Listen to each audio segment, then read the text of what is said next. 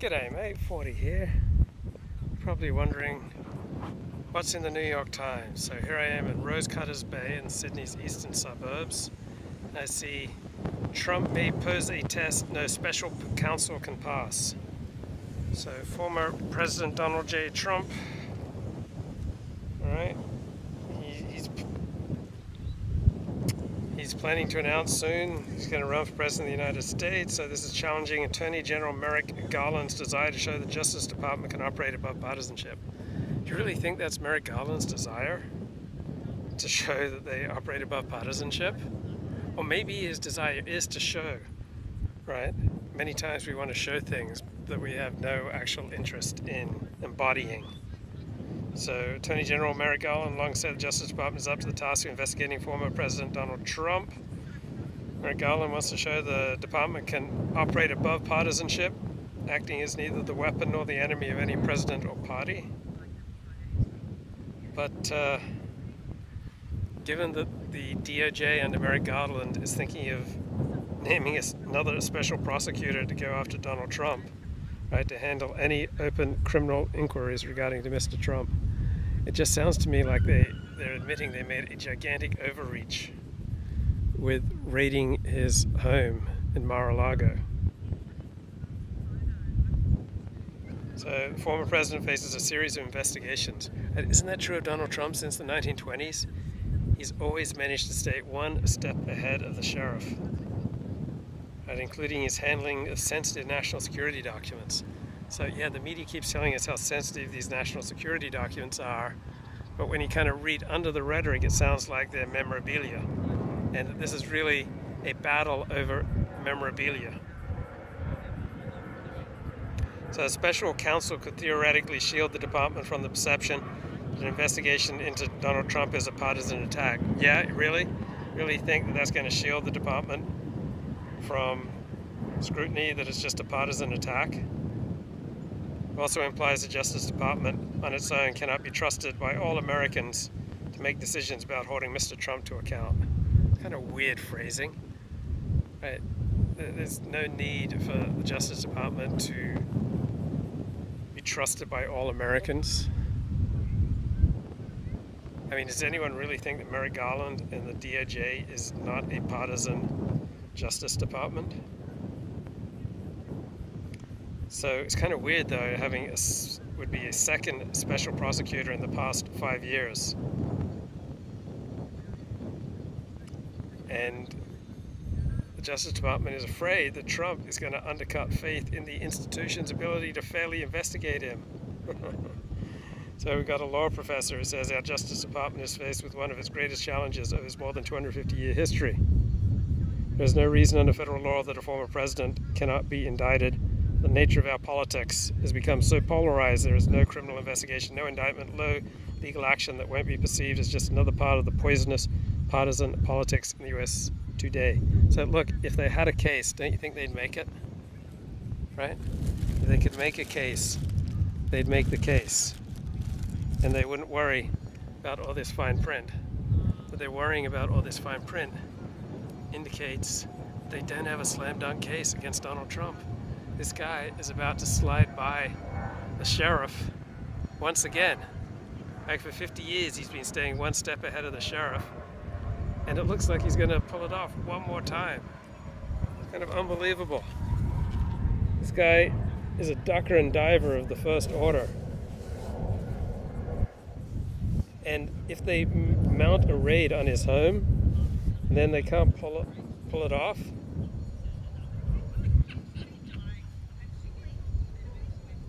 And now they're thinking about a special prosecutor. Indicates that they haven't been too swift. Seems like Trump is going to squeeze by it yet again. Being used as a release valve? Is that kind of what you're saying? No, that's not what I'm saying. Listen to what I'm actually saying. I'm saying he is being used, and I think willfully being used, as a downstream marketing channel. This is one of these things, and it's one of the reasons, not the only one, but one of them that I kind of just, broke the chains and just voted for Joe Biden and just endorsed it, is that I just want to break out of that system because I see what it is. But I was unusual, and there were a lot of people who absolutely hated me. Like, even if you talk to like a white nationalist, and they talk about, well, I love Hitler, and oh, I hate these politicians and democracy. All right, he can say all of that. What does he actually do on November 8th? He votes for the GOP. You're the patriotic alternative party. Do you really have fundamentally different?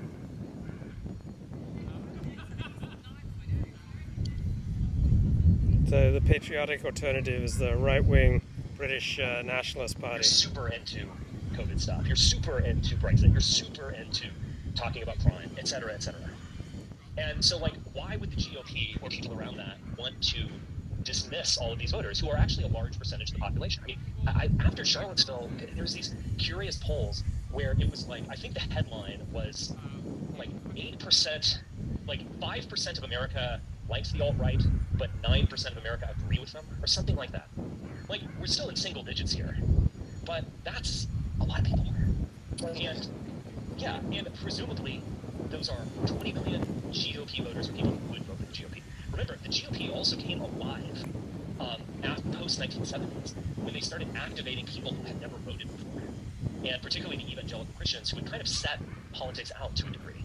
And then they got, and then maybe voted Democrat, if anything, and then they kind of got into the game with Reagan. Actually, this has been happening for a very long time.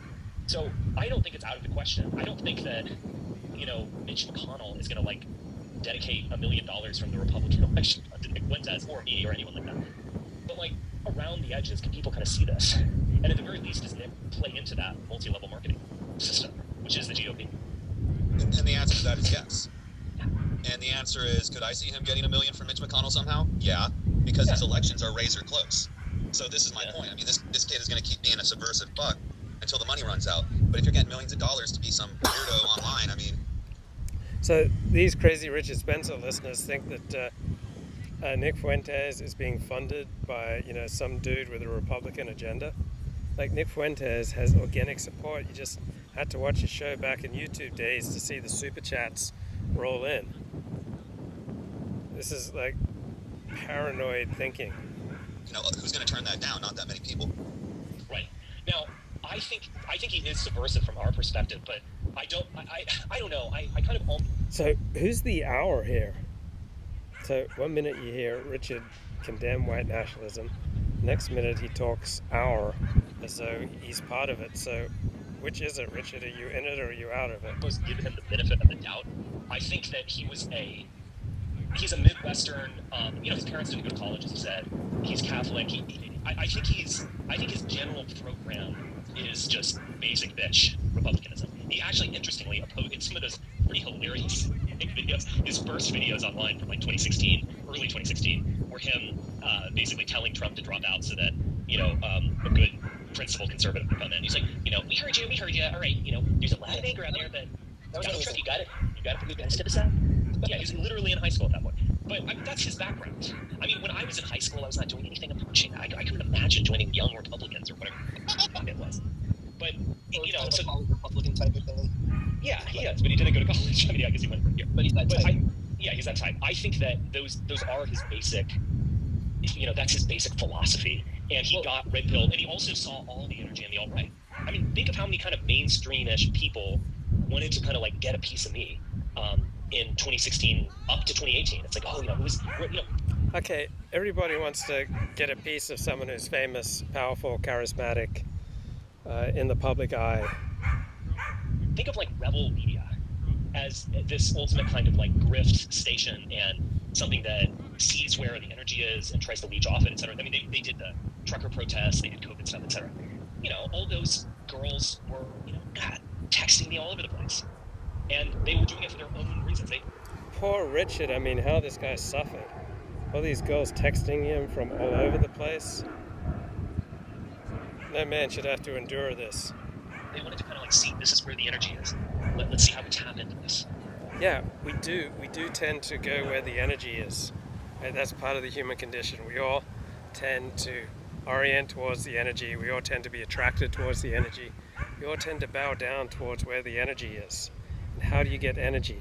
By getting on the same page with other people, creating a shared reality, and in effect marching in unison to create something together, which forms a bond, which always forms an ethic, right? You always get a morality when you form connections. And then when you get on the same page with people, you create energy. And that gives you the power to do things that you couldn't otherwise do. So it takes a tremendous amount of energy to achieve anything. And I am not useful to them anymore. And I think I'm kind of like, I'm taking the opposite turn of Nick. I mean, I'm like, I want to actively be useless to you. You cannot co-opt me. I cannot, nothing I say is going to lead to any person writing a check to the GOP. Yeah, I think you accurately described. So what's going on with Deep Left Jerkle, right? He's forming his own community, right? He's fundraising. It's kind of curious to see where Deep Left Jerkle goes with all this. To be continued. G'day mate, 40 here. So I notice with the more higher IQ end of the news discussion section, you get a lot of people talk about how depressed they are by the success of talentless hacks. You hear about Richard finding it depressing that Nick Fuentes is so popular, or that Tim Pool is so popular.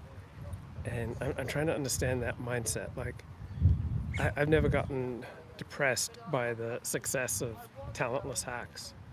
It's irrelevant to me. I don't believe that success is something that is parceled out according to merit, according to intelligence, according to goodness, according to clarity, according to righteousness. I was just kind of amusing. Why would anyone get depressed by the success of talentless hacks? Unless you're so incredibly self-absorbed that you believe all success in the world simply belongs to you. Or the other alternative is you're just completely disconnected from reality, and so you don't realize that success is not apportioned precisely on the basis of merit. So here's Richard Spencer and company. He called me like for fun. He's like, "What do you know about him?" I was like, "Well, I met him in 2016. He interviewed me." I actually talked to someone who was like, "It's this weird mirror image that you're watching," and I think someone who's a journalist actually told me this in terms of Tim Pool, and it was like a light going off, because I actually talked to this guy. So the success of pundits like Richard Spencer or Tim Pool or Nick Fuentes or Luke Ford is not according to merit, not according to clarity, not according to righteousness, not according to depth and profundity. It's according to how well you meet the needs of your audience. Tim Pool meets the needs of his audience for excitement and drama. Richard Spencer meets the needs of his audience for excitement and drama. It's just Richard's audience is about 20 average IQ points higher than Tim Pool's. Richard's audience is about 20 IQ points higher than David Duke's or Nick Fuentes. But they're still meeting the needs of an audience. It has nothing to do with merit. I did this huge takedown of Tim Pool, and for the New York Times actually, and I think he called me like for fun. He's like, "What do you know about him?" I was like, "Well, I met him in 2016. He interviewed me a few times. I was like, I don't really have anything, but we kind of talked it out, and I don't know. He was kind of like working on his thesis or something. I might have even helped him to agree. But he said something that the light went off in my head, because I was like, it's so discouraging and just even depressing, the fact that this guy who is just fucking talentless, and he has no gift. So why does Richard find that so depressing? Like, it's never occurred to me to feel depressed by the success of Tim Pool. He's not someone that I turn to, but on occasion, he's done some good work. Like, I played a few minutes of one of his videos recently that was pretty good. But he's not a talentless hack. He's very talented, very hardworking at meeting the needs of his audience. Now, when a hawker meets the needs of a client, all right, this is not necessarily something that's meritorious or righteous or holy or transcendent, right? It's meeting the needs of an audience. So sometimes business meets the needs of an audience, doing something that's good and meritorious, but there's no inherent connection between meeting the needs of your audience or being a business that dishes out goods and dishing out something that's righteous and good. Right? Plenty of businesses make money selling toxic product. Gifts. Like he's like on the intelligence scale, he's a 5. On the looks scale, he's a 5. On the charisma scale, he's maybe a 0. On the Okay, Tim Pool is way above average in intelligence. He's got the ability to speak to the 100 IQ crowd, but he is not 100 IQ. He's probably in the 120s. Any scale, there's just nothing there. Fuentes has a lot of charisma, and he's smart.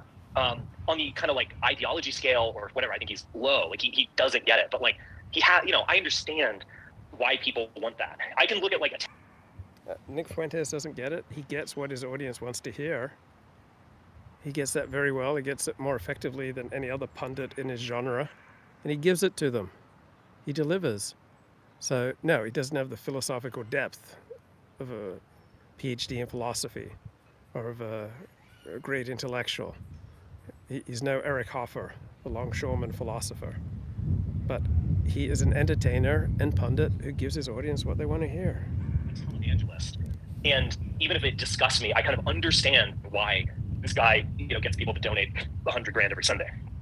Tim Pool, I'm just mystified. I'm like, how could you possibly want to listen to this person? And he said that's the secret to his success, because all of the guys, and it's mostly guys who are listening to him, they're just like him. They're wearing a t-shirt and a beanie cap, and they don't understand the world or the news, and they have bad opinions that are reinforced and affirmed by this idiot. On top of that, he has like the aesthetics of a tech bro. He does, yeah. And a kind of, it's like a combination of a tech bro with a maybe kind of a working class little quality of that too. So, because he surely reaches more people outside of tech bros. But yeah, it's like some low-level coder or some guy who runs websites or probably a working class person. But he's a mirror reflection of who they are. Oh my God, working class. And so that's the secret. And that's the kind of like, we've moved away from an authority figure and we've moved to a mirror reflection in how we consume news. Because, he does meta-analysis. So he'll read news columns or stories on the air. So Rich is disgusted that someone who's working class and not aristocratic is successful and has gained an enormous following. Right? This is success, money, and following that really Richard feels belongs to him. Then he'll comment on them. But it's not like the people watching him are actually, like, they've read the New York Times or the HuffPost, and then they go to get his commentary on it. They're not getting the actual story. Like, they're getting the commentary, which is liberals are crazy, or whatever he's saying. And so you move from like Walter Cronkite or Tom Brokaw as the voice of God, or as the voice of your father, or your college professor maybe, or your high school principal. Is it some male, older, gray-haired? Look, Walter Cronkite's show was aimed at an average audience with a 100 IQ. Like network shows are aimed at an average audience with an average IQ of 100. Tucker Carlson's show is probably aimed at an audience with an average IQ of 100 to 105. So it's not like Walter Cronkite was aiming at an audience with an incredibly more elevated IQ than Tim Pool. Authority figure. And you move to a mirror reflection of yourself. And you don't even bother with the action. Everyone's looking for a reflection of themselves. We're all looking to create a world around us that's most conducive to our thriving. Right? We all see the world not as it is, but as we are. News, you just go right in for the, like, dumbass take. But that's a huge thing. The dumb take is what a lot of people want to hear, right? People just want to hear that their side is awesome, right? So that's meeting a need. He's meeting his audience's needs. Because more people listen to Tim Pool than certainly watch the nightly news by a factor of 1,000. That's not true, right? Several million people watch, probably 10 million people watch the nightly news. That's a far bigger audience than what Tim Pool gets. It's like a new concept from the internet. Yeah, that is a depressing statistic. I mean, It's hugely depressing. He's a perfect example of being like, Why? Why is that depressing? Don't you know what 100 IQ people are like? What they want? You really expect 100 IQ people to seek out commentary that's aimed at a 125 IQ crowd? Like, how removed from reality, how delusional, how self-centered do you have to be to find any of this depressing? It's just reality. like how you could be a talentless hack and still like make a decent chunk of change, quite frankly. Like, I'm sure he's probably monetized this channel quite extensively. So, Oh yeah, he stays on YouTube. He does it every day. He does hours a day. He does live stream. I mean, he works hard. He meets his audience's needs. He produces material that people want to hear. and he's successful. I mean, one problem that I have is I do get kind of, I won't say bored with things, but like I need to be stimulated in some other way, like I don't. Yeah, smarter people, right, demand smarter entertainment, smarter commentary, or they get bored. If I'm going to do a podcast, then I want to go and like do some editing or do some original writing, and then I want to go and like do something like this, which is free form, and I get to think through things, and then I want to, whatever. I mean, the idea of just doing the same crap like 5-7 days a week is just, yeesh. Well, Richard could be producing a formidable intellectual body of work. Like he could be producing books. If he's the intellectual that he thinks he is and says he is, if he's this serious thinker that he just self-describes, then why isn't he producing books and essays instead of tweets and podcasts? You know who Dr. Laura is, Richard? Dr. Lauren? Dr. Laura, the radio woman from the 90s? Yes, I do know her. She's been doing the same exact, she's still on SiriusXM every day, and she's been doing the exact same format for like 40 years. I cannot imagine how she's not bored of that. Yeah. Well, there's a certain type. Well, Dr. Laura deals with, basic human problems that haven't changed that much in 40 years. So I think she's very good at what she does. She has a knack for cutting to the moral core of an issue. So yeah, there's an evergreen demand for what Dr. Laura has to say, similar with the Dennis Prager. And I'm not that type. Yeah. If I was in corporate America, I would be. So yeah, people like Richard and people like myself, we're not content to hoe the same row, right? We're always have to be after new intellectual adventures. We're intellectual gigolos. We're falling in love with every beautiful idea that comes along, but ultimately stay loyal to none. Like quitting my job, and starting companies, and moving on, and whatever. That's just kind of how I am. Be on Shark Tank. Yeah, I'd be on Shark Tank. Shark Tank. But I don't know. I don't know. Is there any more in this that we need to squeeze out?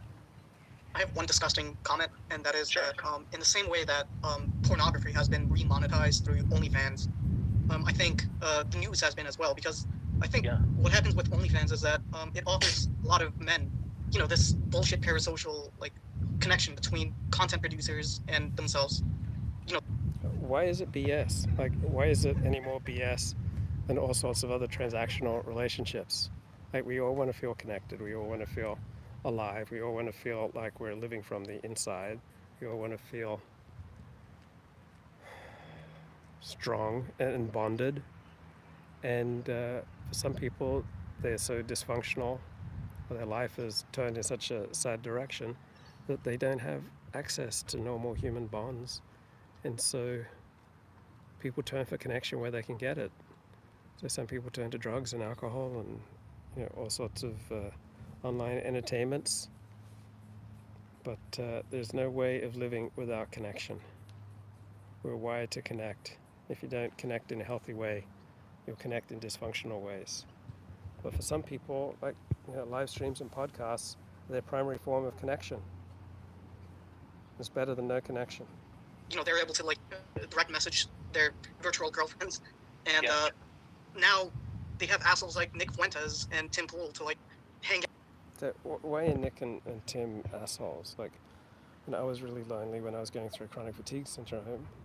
I had a virtual friendship with Dennis Prager. I'd listen to him on the radio every weekend. I'd called his show about 30 times. And that was the lifeline that I absolutely needed during very dark, lonely, scary times when I was in the grip of something that nobody seemed to understand, when my life had collapsed around me, where I had no strength, where I was spending 20 hours a day in bed, where I could see no path forward.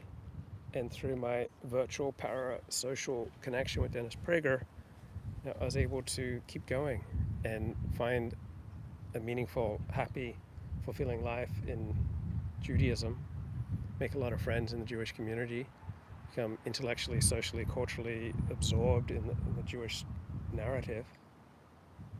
So often the parasocial relationship can lead to real relationships, real friendships, right? A lot of people have met from my live streams. They've employed each other, they've invested in each other, they've dated each other. Right? Just because you have parasocial relationships doesn't mean that you don't have the real thing, doesn't mean that the parasocial relationship never leads to the real thing. And I fail to see why listening to a podcast is somehow morally or intellectually inferior to watching TV. This can be a good path forward. This can be a positive addition. Their Discord space. I mean, I think it's just a matter of like monetizing parasocial relationships. Right. Because that is the thing. It's like, so why should parasocial relationships not be monetized? Like, does monetizing something defame it? Does it dirty it? Right? If you're meeting someone's needs for connection or guidance or wisdom or excitement or friendship or depth or wisdom or laughter, or if you're meeting someone's needs, then what's wrong with monetizing it? So we're here in Rosecutters Bay, Sydney, eastern suburbs. I got my cheap Oppo phone. I'm playing some excerpts from Richard Spencer's recent show on influencers. it's like, 20 years ago, newspapers and magazines were flying high. They were making huge profits, and even magazines. Newspapers started going into decline in the 1950s, and this decline accelerated dramatically in the 1990s, but really accelerated after about 2002. So newspapers as a business were only held together by the artificial mechanism of classified ads, right? It was the classified ads that primarily paid for newspapers and journalism. Journalism has rarely paid for itself. Things like GQ or Vogue or whatever. Every summer they would put out a double issue that was probably like 500 pages or something, and it was like 2/3 advertisements, full page advertisements. Remarkable, and they were making profit, hand over fist. And so So what are the big news outlets in Australia? So Rupert Murdoch owns about 2/3, about 70% of newspapers.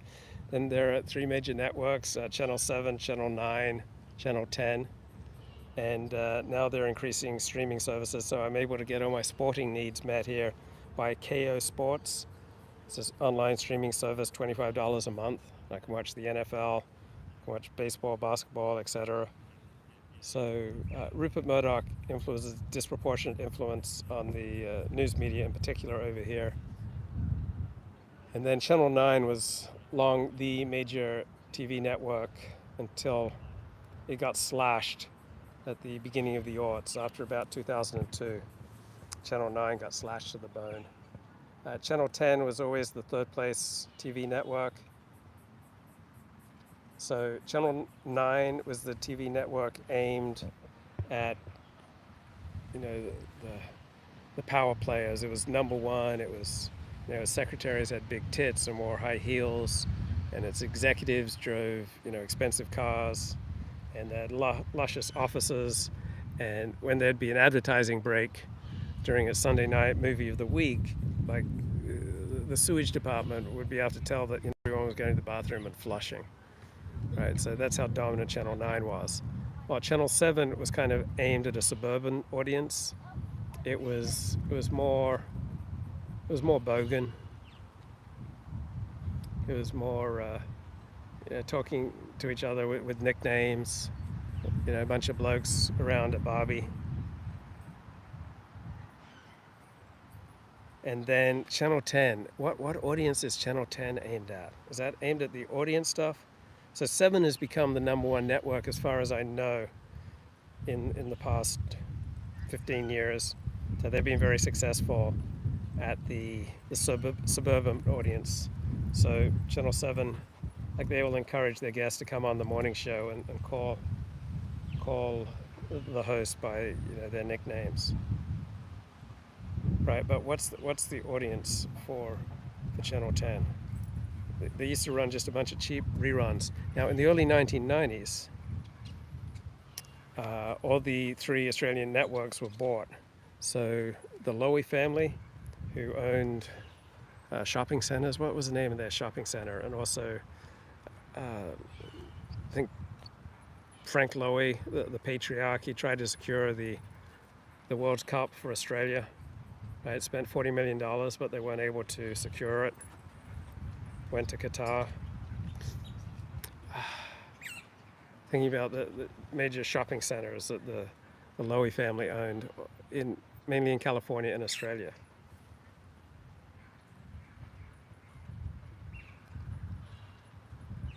Anyway, the Lowy family bought Channel 10, and they spent big, buying Westfield. Yeah, Lowy family owns Westfield.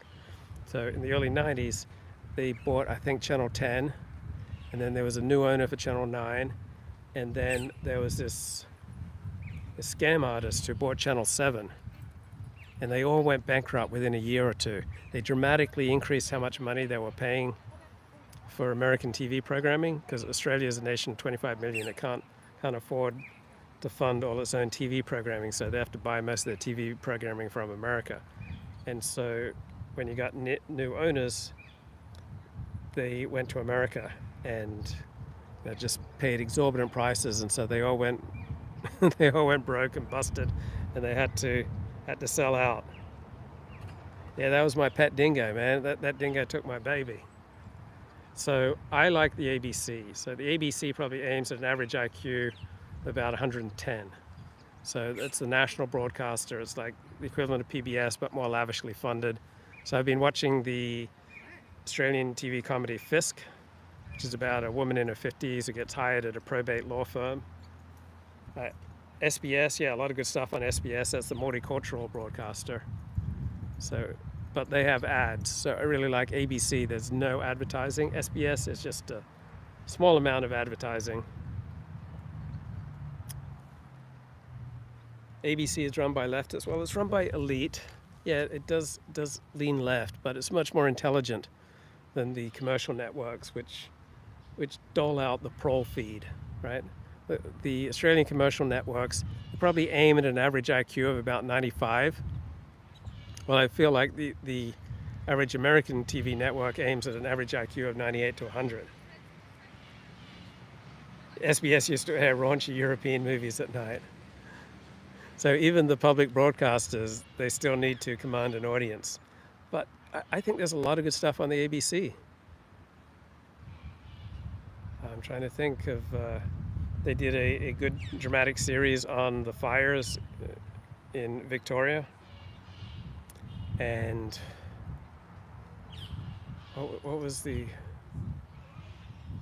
they just did a series I watched about a girl gets out of prison after serving 10 years for manslaughter. Good looking Sheila. Goes back to her hometown where she's not too welcome. So I check out what's on the ABC, and then I go to IMDb to see what its ratings are. They did a good series, Newsreader, about a TV station, I think, in Sydney, and the various newsreaders at the station. 10 years for manslaughter in this country? Yeah, well, I told you it's a fictional show on the ABC, right? So I think the average murder in the United States prior to the 1980s only served about 6 years. It's only once Republicans got into power, massively upped incarceration, that we managed to get a handle on the crime rate. Okay, so why do people get so depressed about the success of talentless hacks, right? It's a lot easier to gain a large audience if you're aiming for an average IQ of 95. Now, at the turn of the century, they were making huge profits during 9/11. Everyone was reading all this stuff. Then the internet broke through, and all of these local papers went under. The big boys kind of had enough institutional weight. Well, the newspapers went under because they had an artificial business model, right? Their business model wasn't journalism. It was that they had the monopoly on classified ads. As soon as they lost that monopoly, they could no longer fund journalism. Right? So journalism is rarely paid for itself.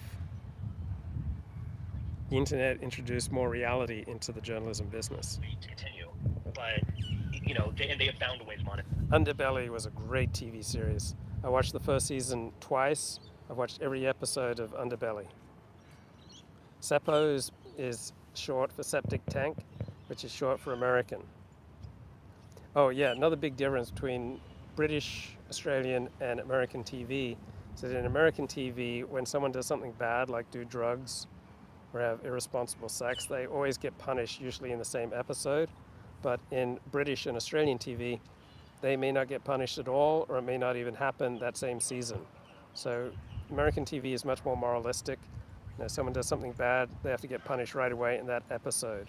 So American TV and movies much more optimistic, you know, many more happy endings.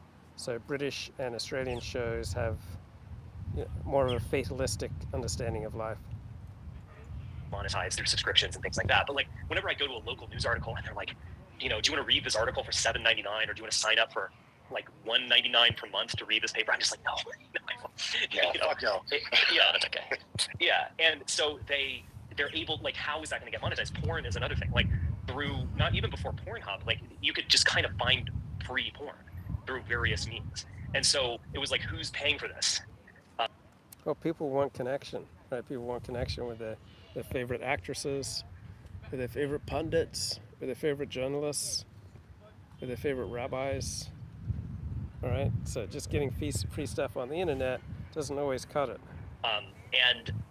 Yeah, but then like OnlyFans was able to remonetize it, and in the same way, like people talking about the news to you, that is also a way to monetize it. Yeah, it's remarkable.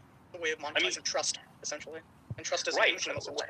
Yes, I mean, look, it's kind of what we're doing here. Let's also be brutally honest. But I'm just going to tell you, I'm not going to, like, you guys can tell me to go in some direction. You're going to have to make a compelling argument. Like, I am who I am. And, yeah, I'm not going to play to you guys or whatever.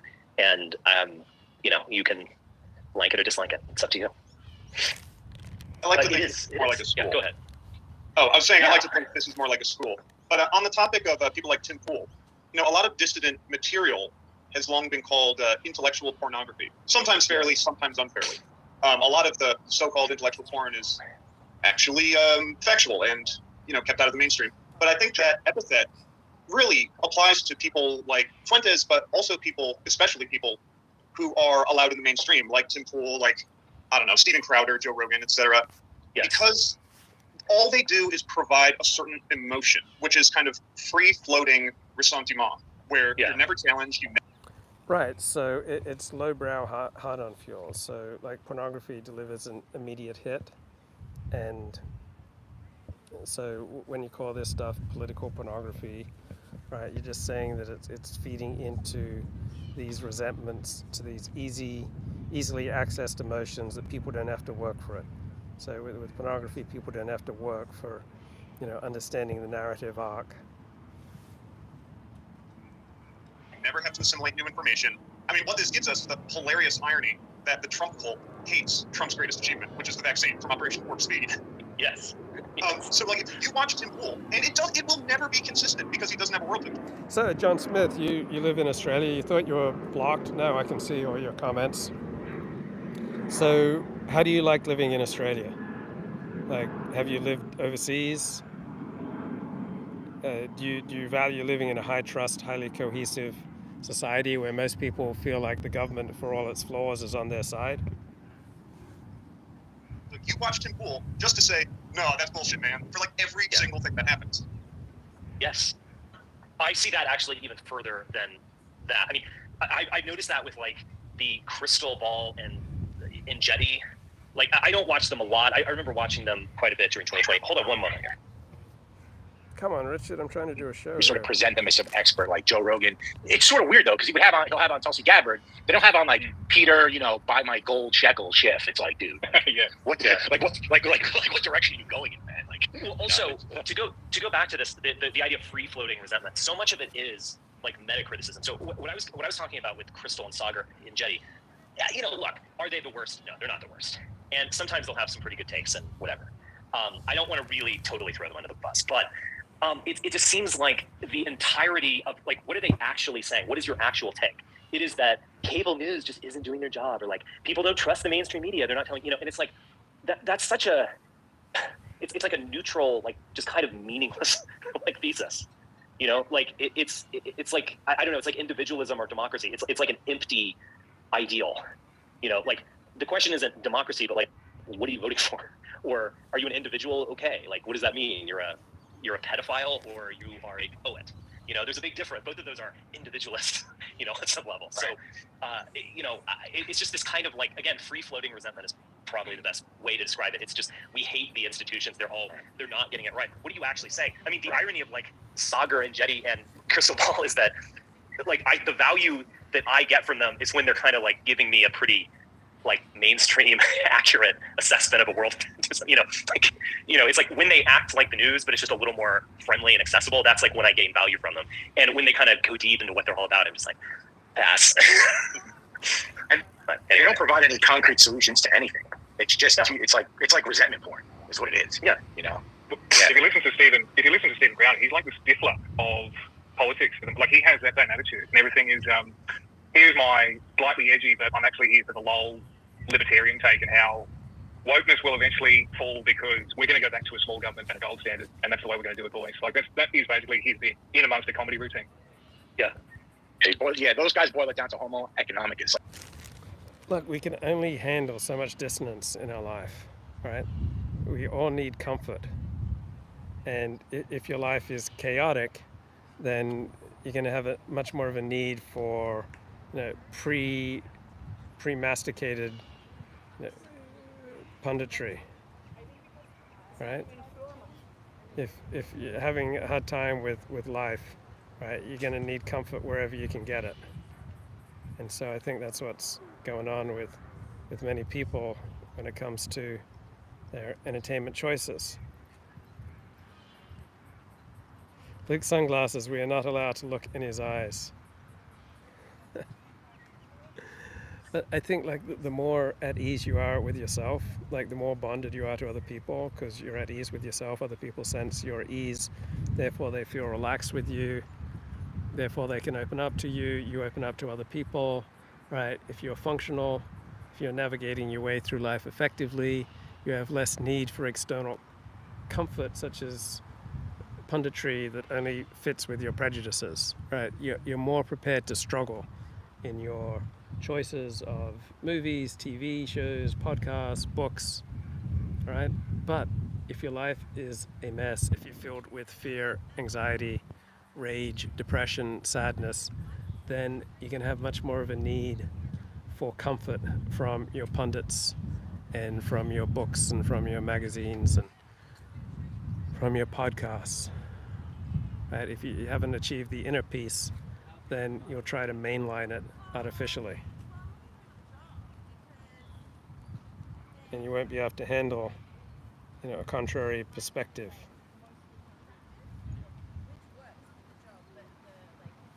It's like everything boils down to economics on the micro level, even in some capacity. It's sort of astounding, quite frankly. Or it's kind of like we would get rid of the left as a social and political phenomenon if we just got rid of public schools. Like that is simplifying it by much. We're on an homeschool. Who knows? Yeah, it is pretty meaningless. At the end of the day, it is that power of that personality.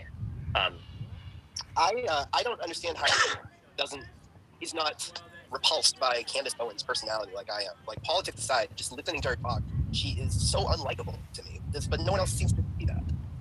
Well, I think everyone sees that. I mean, it's just the power for a certain segment of the audience. A black woman reiterating their talking points is just, you know, that you might as well be showing them porn, right? It's have a huge part on it.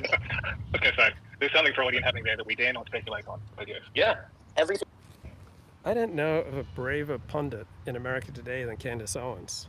I mean, I think she's incredibly brave. Luke leaves the US before the big vote. Australia is his bug out boogaloo spot. So there was a big COVID outbreak in Los Angeles right after I left. But a lot of people trash Candace Owens. I think she's incredibly brave. She provides a lot of value as a pundit. I'd put her in my top 5 of pundits along with Ann Coulter and Tucker Carlson, Mickey Kaus. Also, it's interesting. I noticed this whenever I'll see her. She straightened her hair, and she kind of is giving off a very strong white vibe. And I doubt she was doing that like 5 years ago. No, I think that's the way she talks. Like this is what I hear every time she talks. It's standard trite cliches of conservatism, and it's in this voice. Like the left can't stop losing. Yeah, exactly. It is really annoying. But also, I saw this on again. I do kind of cursory research, but I think I don't want to spend too much time among conservatives. But I remember when I was like looking into John Doyle, and I actually did listen to his entire thing on Russia, which he said 3 things for an hour and a half over and over again. But he was interviewed by Candace Owens, like he was on, and all they were doing was reacting to libs of TikTok videos. So they just had them on, and they were showing these, crazy kindergarten teachers talking about. Okay, so they're appealing to a 100 IQ audience. What do I think about Colin Liddell's insinuation that Richard Spencer's the Fed? I don't agree with it. But it is interesting that Michael Edison Hayden, the gay Southern Poverty Law Center journalist and attack dog researcher, how protective he is of Richard Spencer. That's kind of weird, and implying that he knows things that other people don't know and that everyone should just lay off Richard Spencer. It's kind of weird that an Antifa lefty journalist like Michael Edison Hayden of the Southern Poverty Law Center is so protective of Richard Spencer.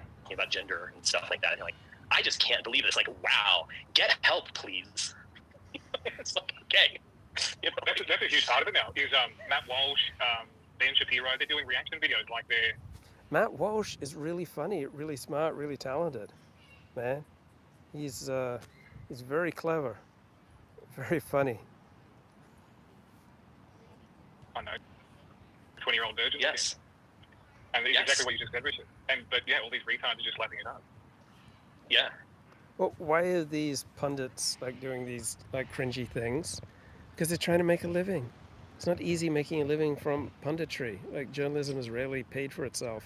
Punditry is rarely paid for itself. National Review, New Republic, never been financially sustainable, financially independent. They've always required subsidies. So people who want to make a living have to give an audience what it wants to hear. Right? Those are just part of the challenges of being in business. And it's very similar because I imagine that was, at least in my experience, that was coming from people doing entertainment journalism.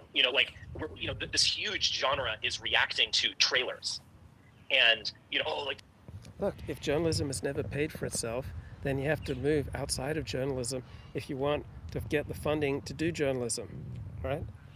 If you want to get the funding to do journalism, you have to break the mold of journalism, step outside of journalism, and try to do things that are popular, that will get funding, that will then enable you to do the things you really want to do. Like the new Rise of Skywalker trailer just drops. Let me show you the Easter eggs or whatever. And then certainly reviewing movies in this kind of reaction way. And it's kind of funny how that whole genre has kind of moved into politics where, yeah, Matt Walsh, that's what he does. He has Matt Walsh probably does have a basic worldview. That's kind of Protestant, Barry Goldwater Protestantism. But, there's not a whole lot there. But it's basically just I think Matt Walsh is highly intelligent, very skilled, very funny. I think he's at absolute top of his game. Thumbs up to Matt Walsh. This young man, his name is Barry Nelson. He is a man, born one, and he is now pretending to be a woman. And he is doing makeup tutorials on YouTube. And this is what he has to say. And he apparently thinks chromosomes don't exist. Well, that's new to us. Do you think you could define what a woman is? I'm not sure. I could do this honestly. Look, Matt Walsh and Ben Shapiro, Candace Owens, and Nick Fuentes, and Tim Pool, they all have to make their living. They all try to make their living from their online efforts. Therefore, they have to pander to a lower IQ audience than Richard Spencer does, who's independently wealthy. Right? When you're independently wealthy, when you have independent financial support, when you don't depend upon maximizing your audience size, then you can afford to be more highbrow, to be more intellectually responsible. Right? It's a lot easier to do the right thing when you've got money in the bank. Right? When you're responsible for, say, the employment of dozens of people, which is the case with Ben Shapiro and other people at the Daily Wire, then you have to take that into consideration and do things that attract a large audience to keep that money flowing in. So you can't judge them by the same standards that you apply to yourself. But I noticed Richard doing something that I have long done is I always try to look at people through varying perspectives and like try to think, oh, through this angle I'm superior to this person. Through this angle I'm braver than this person. From this angle I'm deeper than this person. From this angle I have more clarity than this person. From this angle, I'm telling tougher truths than this person's willing to say, right? I think this is a universal human compulsion to favorably compare ourselves to others, and I think that I probably had it, much more intensely than the average person. Howard Stern in the 2010s went full into professional interviews. Yeah, I haven't heard much positive about Howard Stern in about 20 years. Seems to have lost his edge. Bye-bye.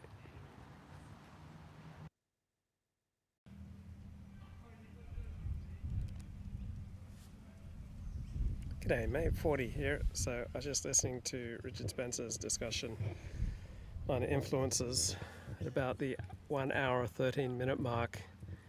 He says that when Elon Musk takes over Twitter, nothing will change. Nothing will change. I mean, Richard is tremendously entertaining. I appreciate that. He's a compelling character. And let's have a look here at the Sydney Harbour Bridge. Man, my iPhone's not reacting as smoothly as I hoped. Anyway, he says when Elon Musk takes over Twitter, nothing much will change. I don't think that prediction's going to hold up very well. I mean, Elon Musk has already laid off half of Twitter. Content moderation has been trashed. Right. Richard believes that Elon Musk is essentially a con man. Right? There's the Sydney Harbour Bridge. I've been walking around the bay trying to go from Circular Quay and the Opera House, seeing if I can make it to Rose Bay, Watson's Bay. I've walked about 8 miles with lots of periodic takes to offer my punditry. But I mean, Richard, says that Elon Musk is a con man, and I'm not denying that there may be elements of Elon Musk's operation that is a con game. But overall, this is the world's richest man because he's produced value, right? Tesla, people love their Teslas. Like Tesla is the most prestigious, valuable name in car manufacture, and that's the company that Elon Musk has run with great dedication. So how did Richard get to the idea that Elon Musk is a con man? He watched some videos. He watched some YouTube videos. That's how he arrived at this perspective. He watched some YouTube videos. It's not because he read books on Elon Musk. He didn't read any academic articles on Elon Musk. He watched some YouTube videos. And then he just came to the conclusion that Elon Musk is a con man. I mean, that's absolutely reckless, but that's what makes him so compelling, because he is so reckless. He doesn't care, right? He's not hamstrung by concerns about being true and right and good, right? He is driven by saying what is compelling and edgy, what will grab your attention. He is a higher IQ version of Tim Pool and Nick Fuentes and Ben Shapiro, right? It's an attention-seeking, drama-seeking, theatrical presentation, which I find tremendously, compelling. I enjoy listening to Richard, but it's just absolutely reckless, right? To state Elon Musk Twitter is not going to change. When Elon Musk takes over Twitter, it's not going to change. That Elon Musk is essentially a con man, that his whole empire is based on lies and deceit, and that pretty much all his businesses are just con games. And he comes to all this based on some anti-Elon Musk videos on YouTube. So not based on books, not based on academic articles, right? Not based on insights from people he knows and trusts. He watched some videos. And I will state definitively, obviously, Elon Musk Twitter is going to be dramatically different. It's already dramatically different. Elon Musk didn't get to be the world's richest man by being a con man. Right? There's substance there. He's built up incredibly valuable properties.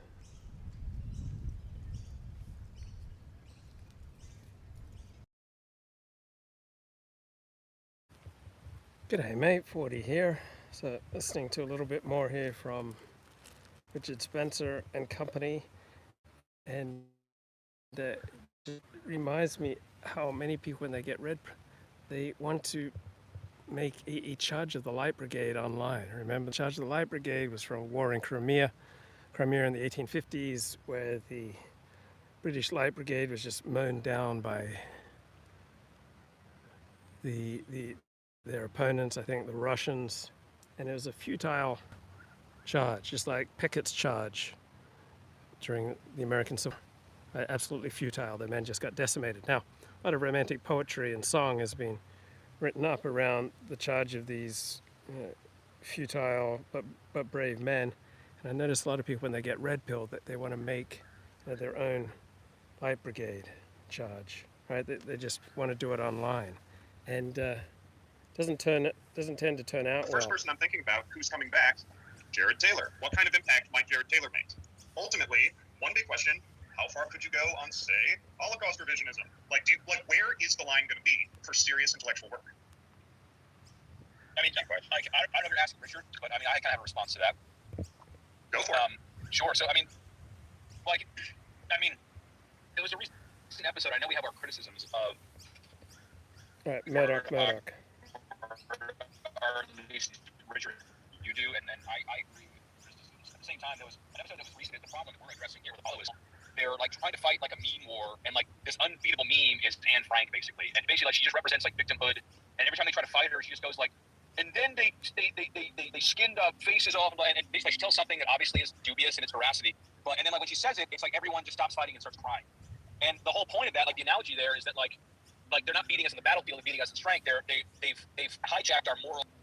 Okay, so you have to be an incredible loser to make Holocaust revisionism your thing, in the sense that Holocaust revisionism is not about revisionism. It's about denial of one of the best documented history. If that's really your thing, you're a loser. But these guys are growing spiritually here, right? Listen to this. They're going to talk about how participating in this Richard Spencer Substack call. It's the October 27 Influencers edition. They think they're growing spiritually. Moral and mythical system, and therefore they're getting us to kind of self-disarm, and they've gotten us to believe that being the oppressor and being the overdog is wrong. And so anyway, now, but at the end of that episode, he wins, finally, and there's just an awesome line, he says, look, I don't care if the Holocaust, and for a while, they tried to do Holocaust revisionism. I remember what TRS was doing for a while, That's really Holocaust winning. revisionism, and I thought, this was even pre-Apolloism, and I just thought, man, this is such a really, I don't know about this product, but finally at the end of the episode of Murdoch, the guy goes, listen, I don't care if the Holocaust happened. For all I care about, it needs to happen, but you're not going to. So they think this is winning. How deep of a loser do you have to be to think that by discounting some genocide that you're winning, that your group is winning by discounting, a major well-documented genocide? Not going to tell me that I should blah, blah, and essentially it kind of becomes yeah, I'm a fucking badass Aryan, I don't care. Right. Impressed. So these guys think they're badass, right? These guys are mounting their own charge of the Light Brigade online, just absolutely futile, destroying their lives, destroying the lives of a lot of other people, for no good reason. Get bent. Learn how to hang or go get bent. So the whole point is with this kind of Twitter thing, and it reminds me of the Kanye thing too. I was talking to some friends in the DR about Kanye too, and they're all look, I know it's black, I know, but it's really good, this is how it can help us. And there's not going to be any easy ways out. And I told them the Kanye thing, an analogy of that, and it's sort of what I would say, what you said, about Twitter. It's look, what if you had a friend or a brother, someone who was close to you, who was just a deadbeat, and he didn't have a job, and he was just behind on his bills, and he was a total deadbeat, and you knew that he really needed to get some discipline, to get some motivation, to start taking care of his own life, right? He was mooching off people, mooching off you, and he was just a really sorry bum, right? And all of a sudden, one day you learn he has a scratch-off ticket, and he wins 50,000 in a lottery. Not millions that would really change his life, but 50,000 that would give him a short-term boost, but not really change his problems and like not really address the situation in a deep way, you'd be happy for him. But you'd also kind of be like, oh fuck, man, like Ron, you won this lottery, now you think all your problems are solved, and really it's like you really need to get at your issues, which is go make some money. That's how it is. So remember, this is what they think is growing spiritually. Is with like I feel like with Kanye and with what you're saying on Twitter, because it's like, yeah, like maybe it might help us in the short term, and it's nice to see baby boomers that like because a black guy said it, now they're starting to talk about Jews. But does that really address the root of the? So I mean, how many people do they really think, Kanye is persuading or waking up or read seeing this Kanye West episode and thinking, oh, this is really the path forward. Now the light through the light of truth, right? Overwhelmingly, people who pay any attention to the West episode and think, what a bunch of losers. Anyone who says what Kanye West is saying is a loser. The problem. That's going to be the upshot. A black rapper to talk about some of the truths to get them to say it. I mean, like really, like the fact that that's even working is kind of underscoring the main problem, because the reason. Right. So to deny that what Kanye West is doing is working is to just miss out on the deeper truths. They're listening to him is because he's like a victim, and a victim gives you status in the current moral paradigm in the minds of white people, and so. Kanye West victimhood, it's not going to be terribly persuasive to very many people. All right, they're going to think he's a loser, just a stone cold loser. So like they're like the moral center of everything, and really we just need to get to a point where, it's like look like we sympathize with the oppressor and kind of the overdog and the winner, and. Look, sometimes you're going to want to sympathize with the overdog. Sometimes you're going to sympathize with the underdog. No dog is inherently righteous or right, or you always want to sympathize with. So we're at Darling Point right now, here by the Sydney Harbour. So Darling Point, very expensive property. It's a very posh neighbourhood here in Sydney's eastern suburbs. And let me get a little bit more from this delusional conversation. It was just so funny. This guy thinks he's growing spiritually here by participating in this discussion, by getting into Apolloism. Somehow that's growing spiritually.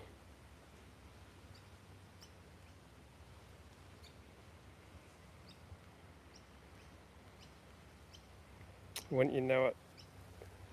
What's wrong with my phone?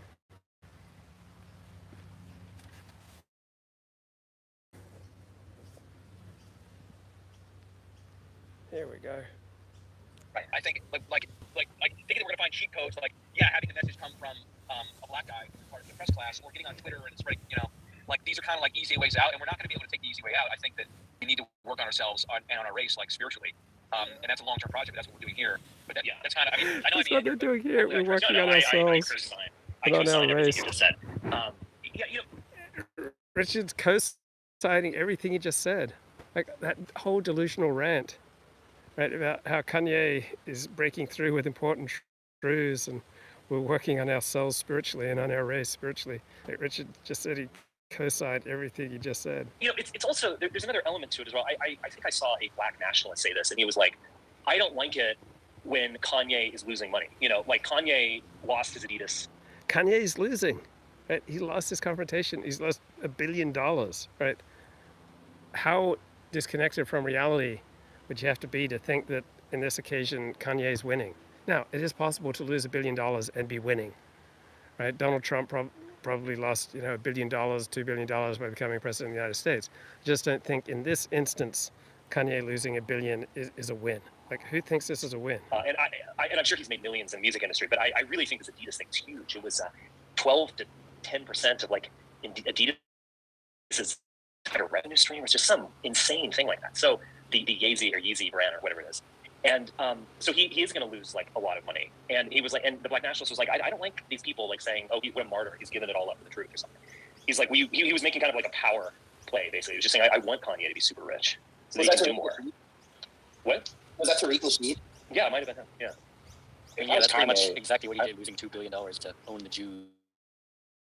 Yeah. You kind of do screw things up when you envelop. Again, I knew that everyone knows that there are a lot of Jews in the music industry. Mm-hmm. And you've now enveloped that just like obvious truth with all of this just weird shit. And I don't think it's a good channel. Like, I don't think anyone is more enlightened now or something. Wait. It's sort of fascinating how this guy has been financially. I mean, he's a wealthy guy. I mean, his lifestyle's not going to be effective. He's effectively been defanged and financially castrated, just in terms of his business interests. Wait, Richard just said the opposite. First he said he co-signed what he said, and then he said obviously Kanye lost his confrontation. So Richard seems to be all over the place in his reaction, but just the delusional rant about how they're growing spiritually and their race is growing spiritually from these conversations about Holocaust revisionism and Jewish power is delusional. If your focus is on the flaws of outgroups, I don't think you're growing spiritually or becoming more effective. I mean, it's sort of insane. Like at this point, if I was Kanye West, I would just like align with the Nation of Islam or something, because at least these people have attorneys and they know how to like deal. They can sort of choreograph Nation of and Islam, sort of respond, bunch of winners. like publicly in a better way. Like if I would say him, I would go along. I know he's a Christian and or allegedly he's a Christian, but at this point, I'd be like, fuck, I'm gonna go for this America. Like, one thing I would say though, remember he's according to Kanye, he's manic depressive, and he's clearly in a manic phase right now. If we assume that that's a correct diagnosis, he's clearly in a manic. Yeah, he's in a manic phase, and that is followed by a depressive episode. So I still would not be surprised if we get 2 months of groveling out of him. It's Richard, remember when I was saying the point that the dissident right misses about the replacement theory is not so much that the media is saying it is or isn't happening, but that it matters that it's happening. And that's the part of why they're attacking you. It's kind of similar to that with saying everybody knows that there's a lot of Jews in the media or music industry. So why do many people launch into these suicidal online destruction, right? When they have so many good things in their life themselves. And I think it's because many people feel tremendous fear that their lives are insignificant. And so people are reaching out, searching for a way to anchor their lives into something significant. And so by going on some kind of online jihad to spread the red pill, that's going to provide the significance. Right? If you can feed people's need to feel important, to matter, to be attached to something transcendent, right, then you've got something powerful. People get a taste of basic truths that are denied by the media, and then they think everything they're told is a lie, and so then they go on an online jihad to red pill the normies, and they destroy their lives. I think it's a terribly productive path forward, but rather than condemn it, what I really want to do is just get clarity on it. And I think it is underlaid by a tremendous need for significance. It's like that, they might think that, or they might know that, but they think it doesn't matter that they're Jewish. And that's the part that you're attaching value or meaning or mattering to it, that there's a Jewish agenda. That is the part they are disputing, not that just the fact that there are there. Right. But it's up to Kanye to articulate what that agenda is outside of they've screwed me over. Because that's what I've basically heard from him on the Jews. And when he goes into big picture talk, he is declaring that he is a Jew.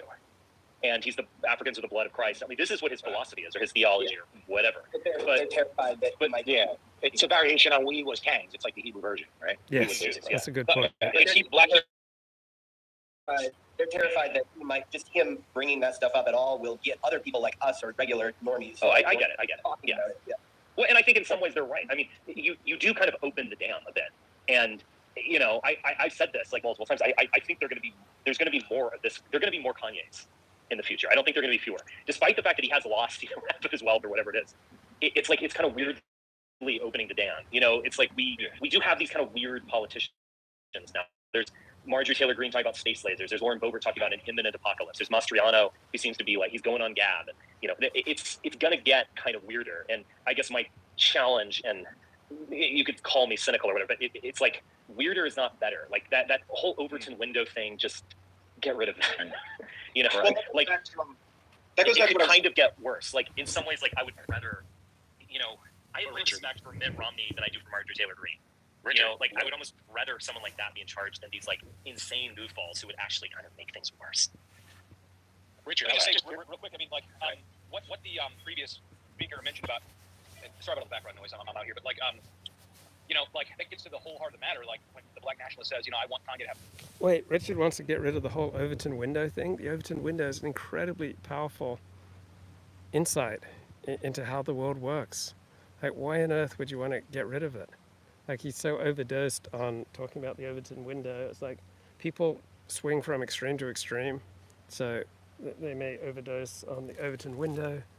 And then, should I catch this ferry or not? All right. Here, let's see if I can show it. All right, here comes the ferry. Picking me up at Darling Point, take me back to Circular Quay, jump on light rail. Don't you love the public transport we have here, folks? Beautiful. But yeah, people swing from extreme to extreme. Overton window is an incredibly powerful idea. That the Overton window refers to those ideas that are publicly acceptable and those ideas that aren't. That's a powerful idea. And Richard just wants to get rid of the Overton window because he's seen the damage and the harm done when people take it too far. Right? But you can take any good thing too far. You can drink too much water. You can get too much exercise. You can love too much. You can be too religious. You can eat too much. You can have too much sex. Right? You can be too wrapped up in your spouse or your kids. Right? There are all sorts of good things that you can take too far. The idea of just dismissing them. Right? That seems crazy to me.